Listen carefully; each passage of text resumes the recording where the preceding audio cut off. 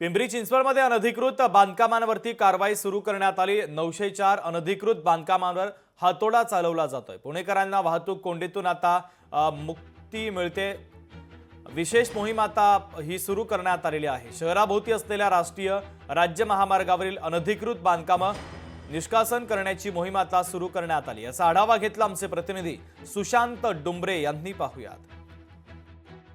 पुणे नाशिक महामार्गावरती आज पीएमआरडीएच्या वतीने कारवाई करायला सुरुवात झालेली आहे।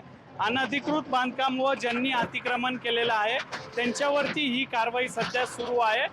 याच मार्गावरती मोठी वाहतूक कोंडी होती आणि याच अनधिकृत बांधकामांमुळे त्या सर्व वाहतूक कोंडीला अडथळा होत होता आणि त्यानंतर आता पीएमआरडीएने यांना 2 दिवसांपूर्वी सूचना दिल्या होत्या की अतिक्रमण हटवावीत, परंतु याकडे त्यांनी दुर्लक्ष केलं। त्यामुळे आज पीएमआरडीएने या ठिकाणी अशा पद्धतीने कारवाई करायला सुरुवात केली आहे। पत्राशेड असतील किंवा अनधिकृत बांधकाम असतील व कंपन्यांच्या बाहेरचे कंपाऊंड आहेत त्यांच्यावरती आज बुलडोझर चालवला जात आहे। अशाच पद्धतीची कारवाई पुणे सोलापूर हायवे असेल, पुणे नाशिक हायवे असेल व चांदणी चौक रस्ता ते पौड रस्ता असेल, या ठिकाणी या पीएमआरडीएच्या वतीने कारवाई सुरू आहे। 900 पेक्षा अधिक अनधिकृत बांधकामे आज पीएमआरडीएने जमीनदोस्त केली आहेत।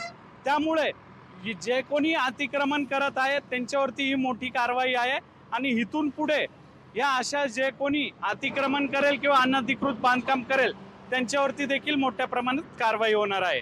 सुशांत डुंबरे, लोकशाही मराठी, पिंपरी चिंचवड।